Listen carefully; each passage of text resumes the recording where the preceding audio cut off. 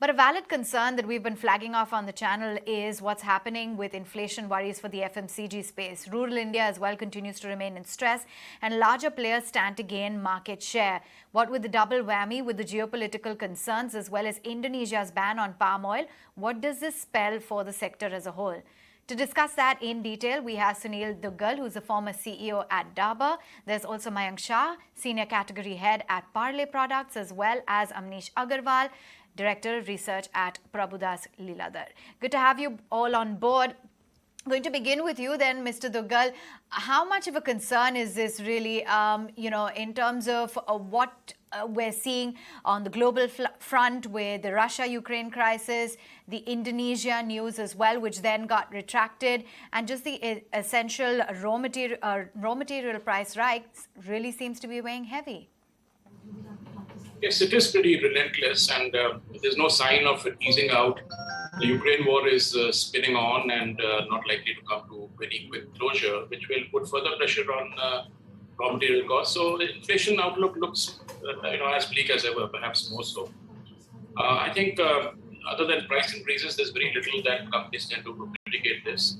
And of course, in this situation with the economic stress, the price increase scenario also doesn't look too good. So these are going to be very trying times for FMCG companies across the spectrum, not just FMCG, all companies, but FMCG is going to be at the center of the storm.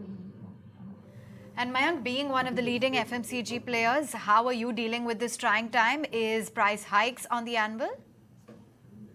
So we have already taken that, and I think since last few days, the concern was around palm oil, which thankfully after the clarification which came in yesterday, is, some respite, I think immediate respite.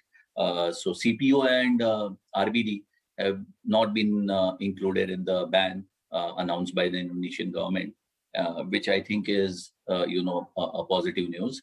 And the immediate concerns or, the concerns which were there since last, few days or over last weekend about the palm oil, which happens to be one of the key ingredients in not just foods, but a larger part of FMCG basket.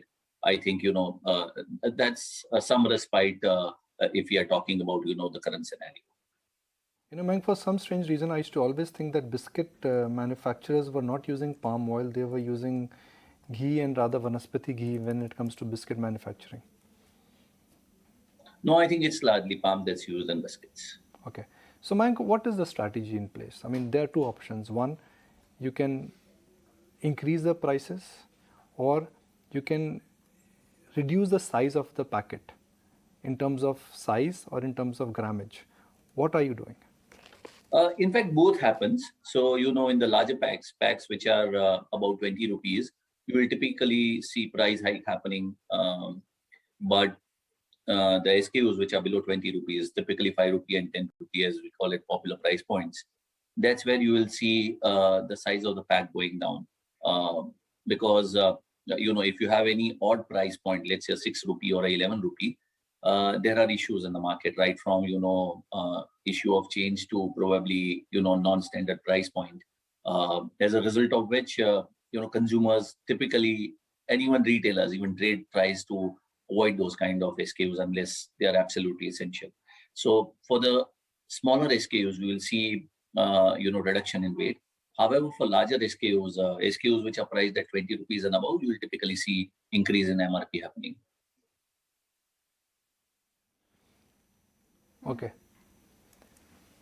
Mr. Duggal, for the longest time, we've only discussed one aspect for FMCG industry, which is margins. And margins are a function of inflationary cycle. But for the first time, there is a downtick which is also coming on demand. Why is that happening, Mr. Duggal? Because some would imagine that while margin pressures are a function of inflationary cycle, if crop pricing is going higher, that actually should take care of rural demand. To some extent, yes, but I think the agrarian stress goes beyond the croppage issue and the increase which is now happening in terms of the MSP, etc. That's not adequate to mitigate the rural the down trading which is happening. So there is visible evidence that people are buying less, people are buying in smaller packs, people are down trading into cheaper brands. And while urban demand remains reasonably resilient, there are signs of stress there too. So I don't think that crop increase and the consequent agrarian situation, which is reasonably buoyant, is adequate to mitigate this. And of course, the monsoon will play perhaps an even more pivotal role this year than ever before, because if you have a good monsoon, a lot of the stress will be taken off. And I think there will be some relief in the agrarian economy, the rural economy. But if that doesn't happen, God forbid, then I think the issue is going to be magnified, and the rural stress is going to be increased to perhaps unprecedented levels. So this is a classic case of stagflation, that you have stagnant demand and high inflation, particularly in the rural areas. And let's see how it plays out. I do hope that the monsoon is normal. The indicators seem to suggest that. And in which case, come July, August, the mood will be much better and the markets will revive. There's every chance that the Ukraine issue may be sorted out by then, and there'll be a secular decline in raw material prices. Situation is looking bleak, but there is some hope that by the second quarter, middle of second quarter, things would improve considerably. Amnish, I want to get you in here. I wanted to understand that, while there was a clarification which came in, fortunately, on the Indonesian palm oil exports, but are there any other key raw materials or ingredients for this particular industry which are facing some sort of hurdle in the supply chain? Okay, you see, it is very, I would say, raw material specific. For example, if you look at, say, palm oil or the entire edible oil basket, when it comes to usage in the food processing industries, the large part of the consumption pertains to your palm oil. However, I think there is not directly, but there is indirect. For example, your Russia, Ukraine, they were key players in the barley market, maize, and in fact 72% market share they have got in sunflower. So it is not only disruption from that end, that for example if their supply to the global markets goes down or it is unavailable, then it will increase the prices of the other alternatives which the corporates or the consumers have to resort to. So maybe somewhere direct and somewhere indirect, it is definitely going to disrupt the supply chain in a lot of commodity, and more so I think agri commodities are the straightforward one where they are quite dominant, and I think beyond that also some other commodities will definitely be there. So, Amnish, what kind of a scenario do you see building up? We were chatting with a couple of experts yesterday, and they said that, FMCG is not going to get into a problem, but the big are only going to get bigger from here, and they see the market actually expanding forward. What is your sense on who is going to emerge stronger out of this entire inflationary bout, and where is it that you have your overweight calls, if at all? Okay, you see, usually we work on this philosophy that whenever there is more inflation and the price increases happen, then the bigger brands and the bigger companies, they are more resilient to handle this situation, and the small scale sector and the smaller brands, they lose out in this scenario. This is, you can say, a time tested philosophy which I think everyone knows.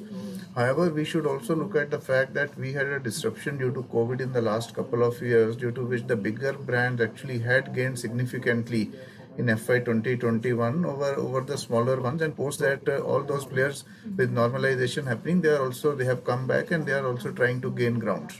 Now in this sort of a scenario, I think if the inflation persists, then definitely there's a possibility that the bigger brands will again gain some share from the unorganized sector.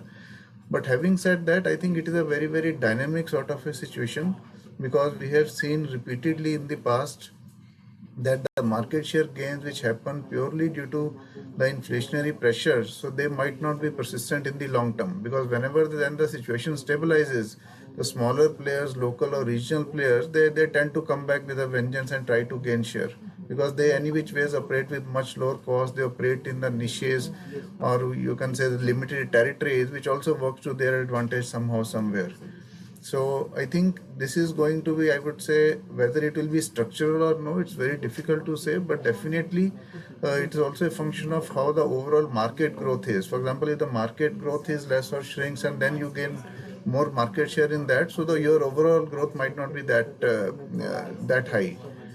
So now when it comes to say particularly the stock calls, we have been quite, I would say, uh, quite conservative in giving calls on the staple companies, say from last 1 or 2 quarters, because inflation was there, the demand was under pressure, and above all, the way the margins of most of the staple companies have risen in the past 5-7 years. So it was more like a scenario that you are operating with lifetime high margins and lifetime high P multiples. So, however, I think post that now in the past 3-4 months, the stocks have corrected to many much more reasonable levels, and many of them are looking good. But definitely, we are not very keen on say stocks like Britannia at this point of time because of the concerns on the prices of wheat as well as your palm oil. So, I think liver and Dabur are the two stocks which look relatively better to us. Right. But having said that, in the entire space, one should have very moderate expectations. Okay, moderate expectations. Mr. Duggal, what about the demand that we're experiencing within the rural areas? How much of a slowdown or down trading are we seeing given these rising prices? Quite a bit, I'm afraid. People are down trading to cheaper brands, to lower priced SKUs. So there's a strong now embedment of the 1 rupee, 5 rupee, 10 rupee SKUs, which the organized players, quite frankly, don't like because they are margin dilutive. But having said that, the demand is there, so people have to just do and give what the market wants. I think in terms of inflation, in the short run, it does have a beneficial effect as far as the large players are concerned, because they have the buying muscle, they have the economies of scale, they can adapt their buying strategies, take into these futures, etc., to mitigate cost. But inflation, if it continues, it chips away at demand, erodes the buying power, and that's when the unorganized players start becoming far bigger and far more resilient, because they are able to manage costs in some ways by altering the product mix, by changing the raw materials in favor of cheaper raw materials, which the big companies won't do.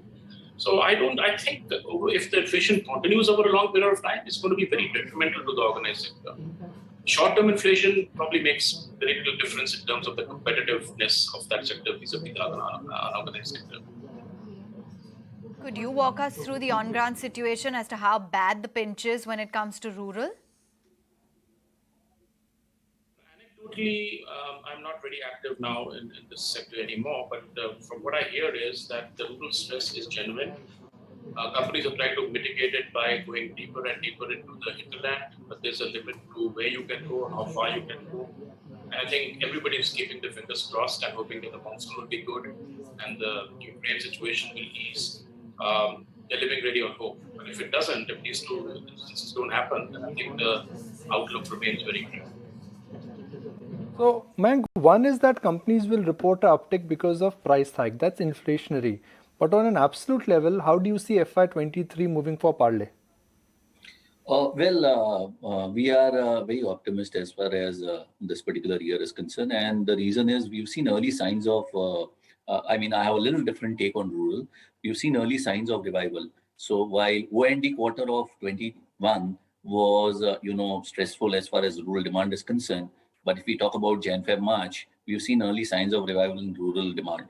And that makes us hopeful. That coupled with, the prediction of a normal monsoon is something that makes us, optimistic or positive about the coming year, which is 22-23. We expect, demand to grow at least in double digits, partly because of the increase in prices and partly because of volume gains as well, or volume growth as well. So we're not looking at a scenario where growth primarily would be driven by only price hikes. We are also expecting volume growth to be there in the year 2022-23. Mr. Duggal, when was the last time you saw this kind of a setup? I'm just trying to recollect in last 8-10 years when demand was down and inflation was high. It's been a long time since we saw this, perhaps just once in this century, maybe in the mid-2005 or thereabouts, 2007, I don't remember exactly. But it's a very rare instance. Typically, you have either inflation or high inflation or low demand. A combination of the two is almost a worst case scenario. And This is after a long time this has happened. FMCG demand has been fairly resilient over the last decade or so, and the inflation has been remarkably soft. I think FMCG has benefited from these two factors, but maybe the party is now coming to an end at least, or at least coming to a pause. And let's see how long it plays out. Amish, let's look at the divide between the urban FMCG and the rural FMCG. You spoke about you like Labour, you don't like Britannia. But how would you divide, let's say, urban FMCG companies versus rural FMCG company in this kind of venture? Okay, see, if you look at urban versus rural, then the share of top line is, I think, maximum for Imami, followed by Dabur, and liver then comes third.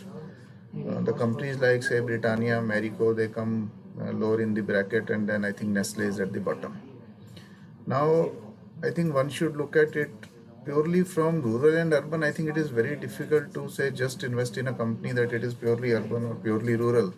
For example, as Mayank also highlighted, and we have also, I think, released in one of our notes on rural, that we are expecting that once there is more clarity on monsoons, that we should start witnessing the green shoots as far as the rural India is concerned, given higher crop prices, given better, you can say, dairy prices which these guys are getting, and the fact that there is some, I would say, underlined impact of the second wave of COVID, which has actually impacted the sentiment in rural as per our interaction with many of the experts.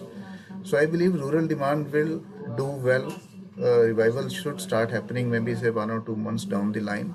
And if one wants to play rural in particular, then I think the stocks like your Imami or Dabur, they are definitely better place. And if one is looking at more like an urban demand, then I think Nestle is one stock. Britannia currently has some headwinds from your particularly the raw materials, but I think if you then slightly expand the basket for urban consumption, I think one should focus more on than the discretionaries and not the staples, if you're asking me from the investment viewpoint. Right. Gentlemen, great to have all three of you join in on the show today and share with us all that insight and how inflation is going to impact FMCG players. And of course, we got you the manufacturers as well as the investors' take, all coming in a 360-degree chat really on this particular sector right now.